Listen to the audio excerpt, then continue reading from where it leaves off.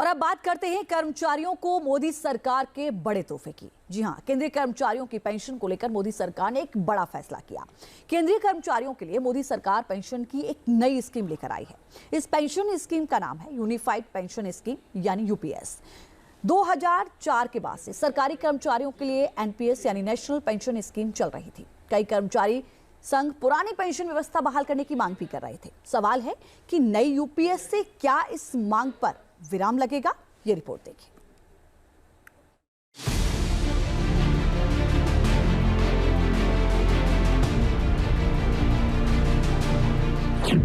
मोदी सरकार की ये नई पेंशन स्कीम है। जितने भी एग्जिस्टिंग एम्प्लॉइज हैं एनपीएस में, उन सबको ये ऑप्शन मिलेगा, वो यूपीएस में शामिल हो सकते हैं।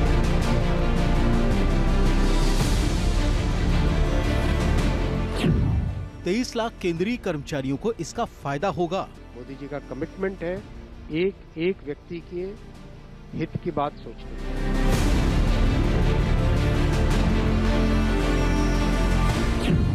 अगले साल अप्रैल से कर्मचारी इसका लाभ ले सकेंगे। 1 अप्रैल 2025 से लागू होगी ये स्कीम। मोदी सरकार की ये नई पेंशन स्कीम है। 23 लाख केंद्रीय कर्मचारियों को इसका फायदा होगा। अगले साल अप्रैल से कर्मचारी इसका लाभ ले सकेंगे। 1 जनवरी 2004 को तत्कालीन अटल बिहारी वाजपेयी सरकार ने एनपीएस यानी नेशनल पेंशन स्कीम शुरू की थी। ओपीएस यानी पुरानी पेंशन स्कीम की जगह एनपीएस लाई गई थी। एनपीएस को लेकर कर्मचारी संघ शुरू से विरोध जताते आए हैं। इसकी वजह क्या है, इसे विस्तार से जानेंगे। लेकिन उससे पहले एनपीएस की जगह लाई गई नई पेंशन स्कीम यानी यूपीएस क्या है, इसे समझ लेते हैं।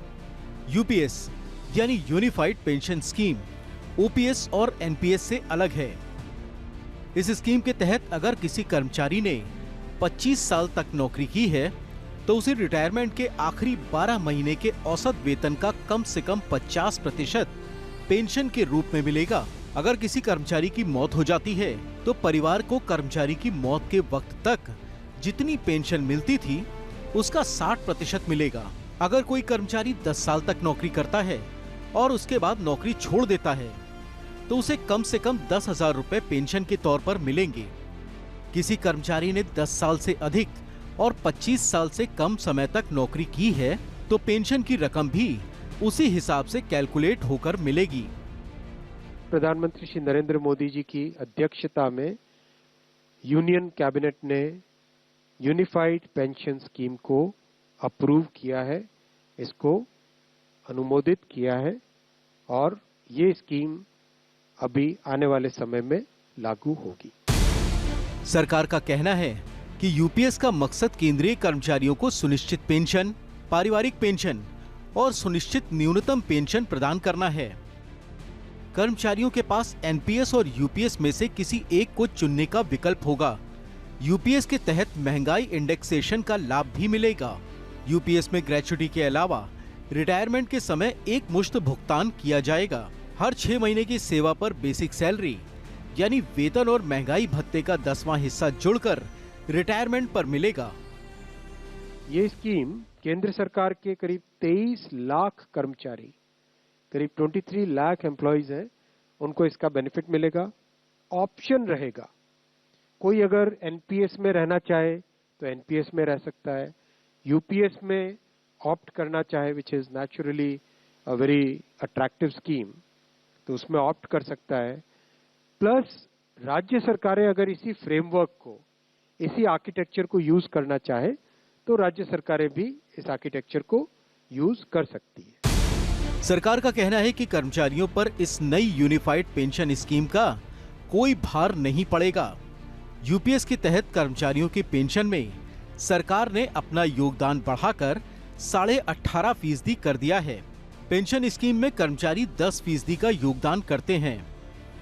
2019 तक सरकार और कर्मचारी दोनों का 10-10% योगदान था। 2019 में सरकार ने अपना योगदान बढ़ाकर 14% किया था और अब केंद्र सरकार का योगदान बढ़कर 18.5% हो जाएगा।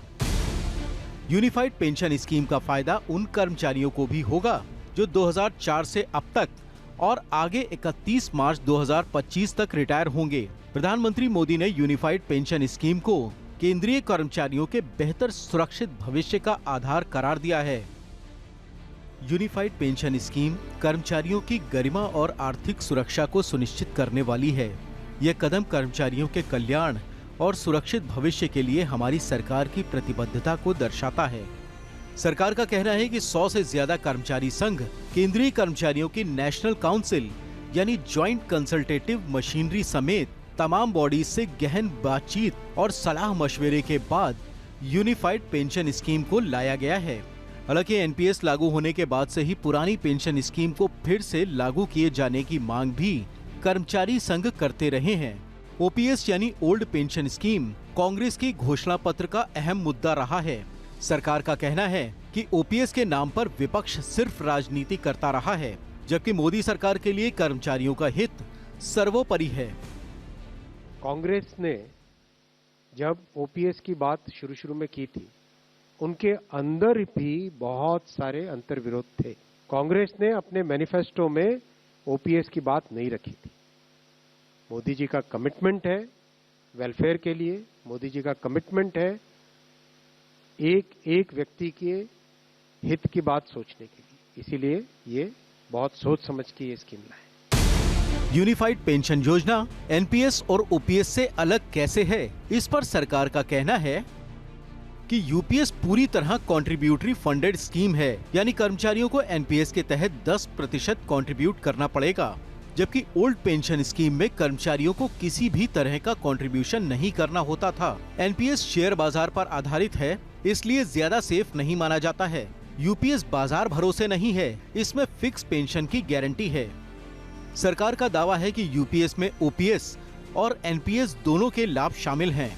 इसमें कर्मचारियों को फायदा ही फायदा है, लेकिन बड़ा सवाल है कि ओपीएस को लेकर आंदोलन कर रहे कर्मचारी संघ क्या सरकार के इस यूनिफाइड पेंशन स्कीम का स्वागत करेंगे? मोदी सरकार की ये नई पेंशन स्कीम है। जितने भी एग्जिस्टिंग एम्प्लॉइज हैं एनपीएस में, उन सबको ये ऑप्शन मिलेगा, वो यूपीएस में शामिल हो सकते हैं।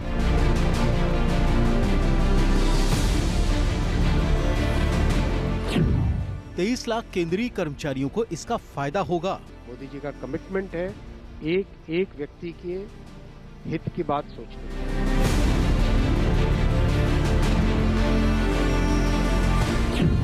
अगले साल अप्रैल से कर्मचारी इसका लाभ ले सकेंगे। 1 अप्रैल 2025 से लागू होगी ये स्कीम। मोदी सरकार की ये नई पेंशन स्कीम है। 23 लाख केंद्रीय कर्मचारियों को इसका फायदा होगा। अगले साल अप्रैल से कर्मचारी इसका लाभ ले सकेंगे। 1 जनवरी 2004 को तत्कालीन अटल बिहारी वाजपेयी सरकार ने एनपीएस यानी नेशनल पेंशन स्कीम शुरू की थी। ओपीएस यानी पुरानी पेंशन स्कीम की जगह एनपीएस लाई गई थी। एनपीएस को लेकर कर्मचारी संघ शुरू से विरोध जताते आए हैं। इसकी वजह क्या है, इसे विस्तार से जानेंगे, लेकिन उससे पहले एनपीएस की जगह लाई गई नई पेंशन स्कीम यानी यूपीएस क्या है, इसे समझ लेते हैं। यूपीएस यानी यूनिफाइड पेंशन स्कीम ओपीएस और एनपीएस से अलग है। इस स्कीम के तहत अगर किसी कर्मचारी ने 25 साल तक नौकरी की है तो उसे रिटायरमेंट के आखिरी 12 महीने के औसत वेतन का कम से कम 50% पेंशन के रूप में मिलेगा। अगर किसी कर्मचारी की मौत हो जाती है तो परिवार को कर्मचारी की मौत के वक्त तक जितनी पेंशन मिलती थी उसका 60% मिलेगा। अगर कोई कर्मचारी 10 साल तक नौकरी करता है और उसके बाद नौकरी छोड़ देता है तो उसे कम से कम 10,000 रुपए पेंशन के तौर पर मिलेंगे। किसी कर्मचारी ने 10 साल से अधिक और 25 साल से कम समय तक नौकरी की है तो पेंशन की रकम भी उसी हिसाब से कैलकुलेट होकर मिलेगी। Team news nation.